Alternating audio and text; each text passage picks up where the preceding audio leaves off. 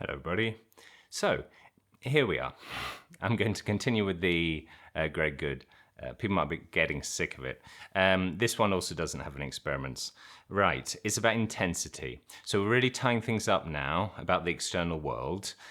We've shown that things arise in consciousness, and there's nothing, we can't find anything external to consciousness that's producing these things. So things arise in consciousness. Now, something that makes things feel really real is intensity. We imagine that, at least. As an example, sometimes if something brushes your skin, you're not sure if it's really there, if it's a cobweb or something.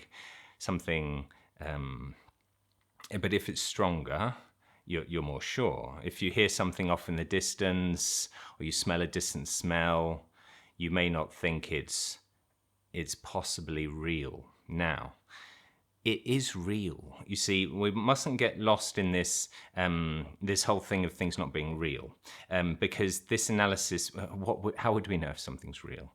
The thing is that it is kind of real in our experience, transactional reality. But the question is whether there's anything producing it. So you smell something, like smell of a rose, and you think, oh, but it's very faint. So you're not sure if there's a rose really producing that smell or if it's your imagination. So that's what we're looking at. It's not like you smell and you don't think the smell, you think the smell is an illusion. No, you certainly smell something. But you're not sure if there really is a rose producing it. So that's how we're looking at this. We're not sure if there's something external, real, that is producing this experience. Now, so one example that I thought of is the other day I was in bed, and it's the summer. I have the windows open, and it's very hot here in Madrid, and something fell on my face. I was just falling asleep, and this big thing fell on my face, just near my eye, and it kind of rolled down into my eye. And I jumped, I leapt out of bed. I was kind of doing this. And then I turned the light on my phone. I was looking in the sheets. I went and turned the light on. It felt like it was a wasp in my head. It was an insect. I'm not good with spiders. Now I'm a bit better, but when I was a kid, I hated spiders. Kind of just imagining a big spider landing on my face. And it was real because this one was big. It's happened to me before when something just small, and you think, what was that? Was that a piece of dust or something? Or maybe nothing at all, my imagination. But this was big, so I really thought there was a real object falling on my face, crawling into the bed, and would later crawl back onto me when I was sleeping and go into my mouth or into my ear and lay eggs and stuff like that. So I got up and shone a light round, and I couldn't find it in the end. Now, imagine something even more intense. So imagine if there was actually a rat or something the size of a mouse that fell on my face. Then I'd be sure that there was something real that was on my face. So intensity does give us this feeling of reality, that there's a real object there making this. The a very strong smell of roses. You think, where is this coming from? Is it coming from, some roses that are here, or some sort of food, or something odd, or have I had a stroke, or, something real like that could be producing this? So to some degree, yes, intensity does make us feel that things are more real, and that there's something producing them.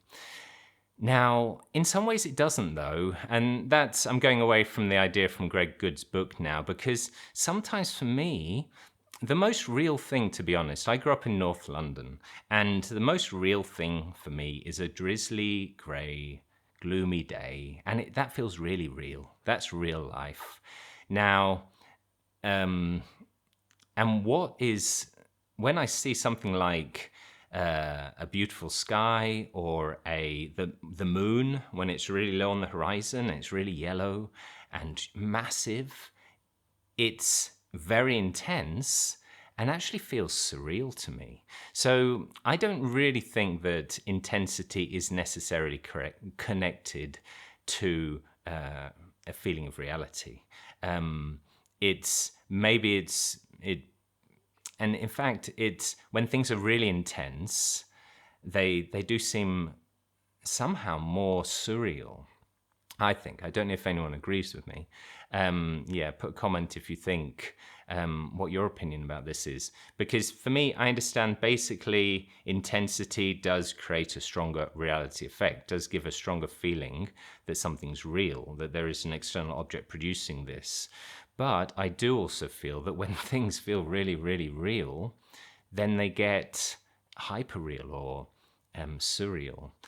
When I first got into this non-duality, I remember starting to focus on being here and being present, and it was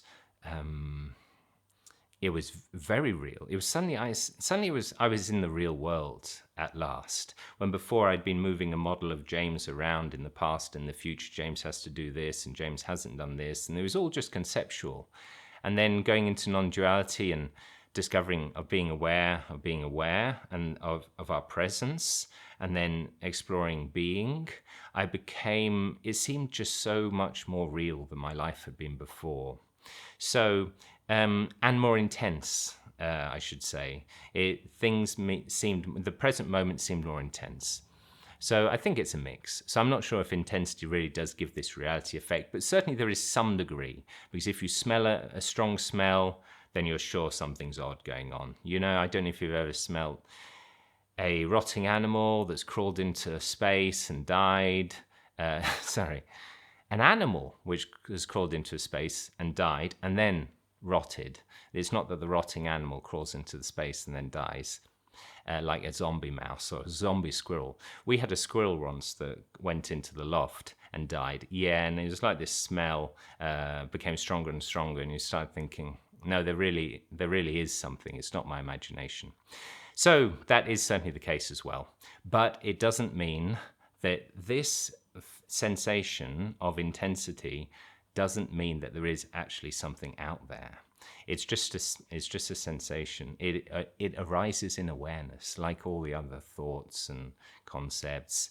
It doesn't mean that there is anything producing it just because it's more intense. And we can see this with these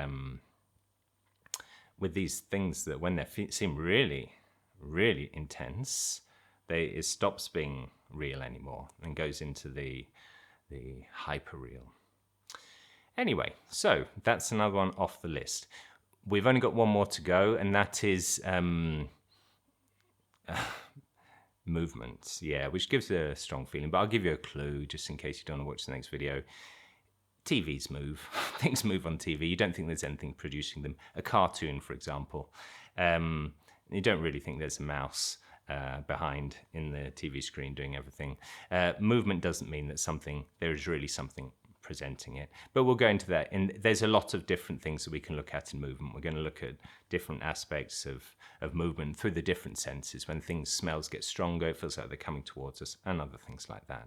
And then we'll be on to the body. And the body is really important because the body is where we start to get rid of this, work on the solipsism, basically. The idea that, it's just me in this and I'm real, but the rest of the world isn't real. It's just all in my awareness.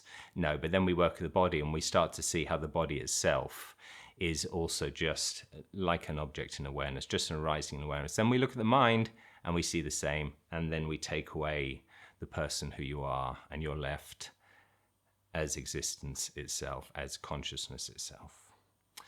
So, thank you very much for watching. Goodbye.